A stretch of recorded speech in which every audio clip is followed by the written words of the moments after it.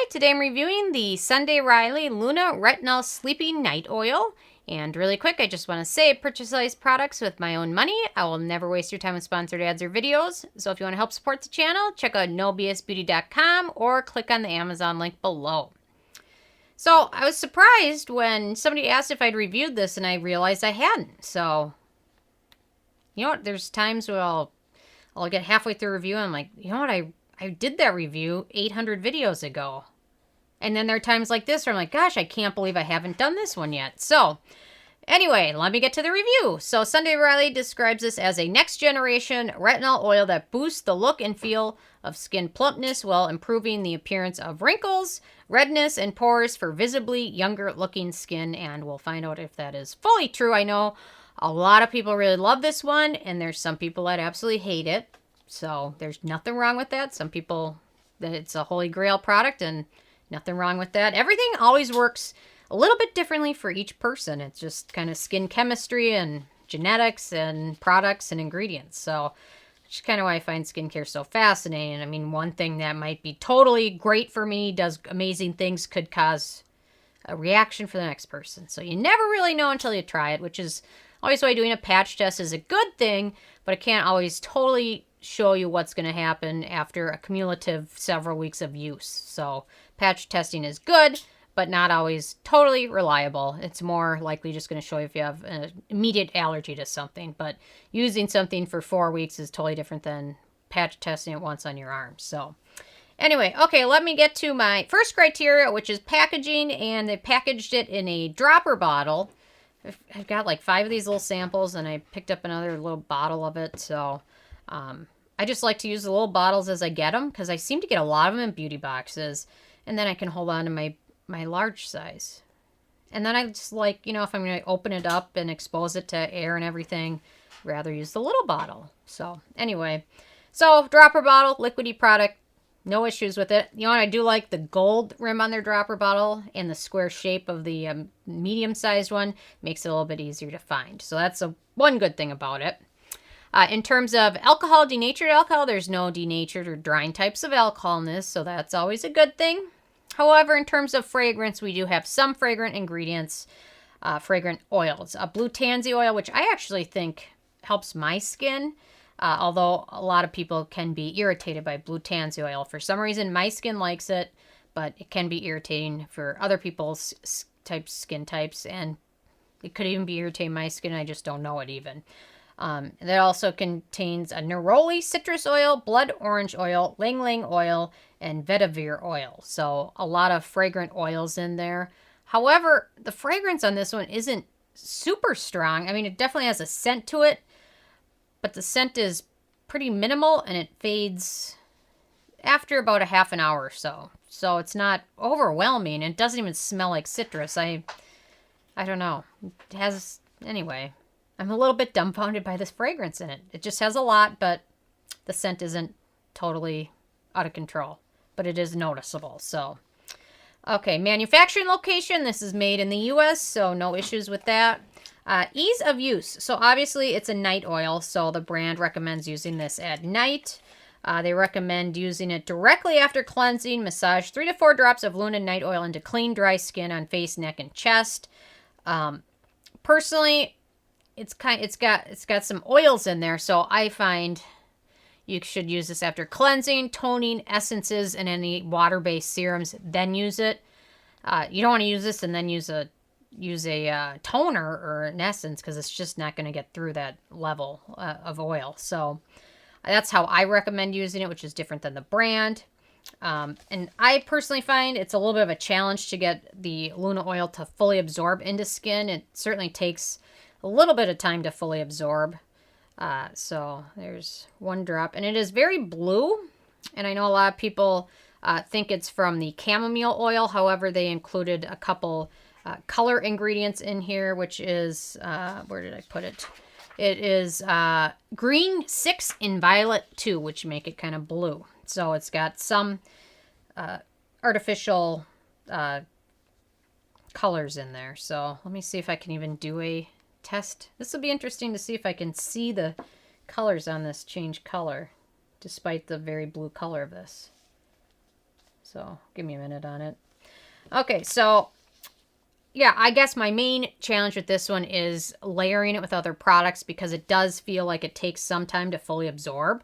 And then layering moisturizers or any other serums or anything else you want to use, it does seem to kind of block anything else from becoming absorbed in it. That's why I don't recommend using it at the very beginning of your routine.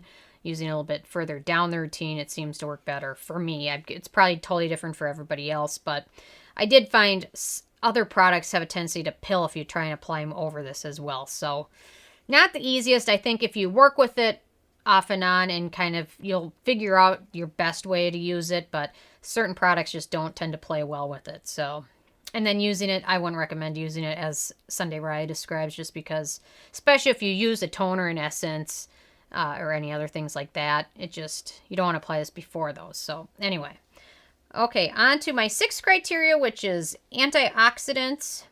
So, and beneficial ingredients. So we've got some good ones, but let me do the pH test quick. I'm going to see if I can get like a drop of this to there. Okay. So I would say, barely being able to look at this, I would say this is right around a 5.5 or a 6. And that's a guess because they put so many dyes in it. Oh, I should get this in the overhead. Sorry. But they do put so many dyes in it, so it's really hard to give it a full accurate test. But that's what I would guess. It's around a 5.5.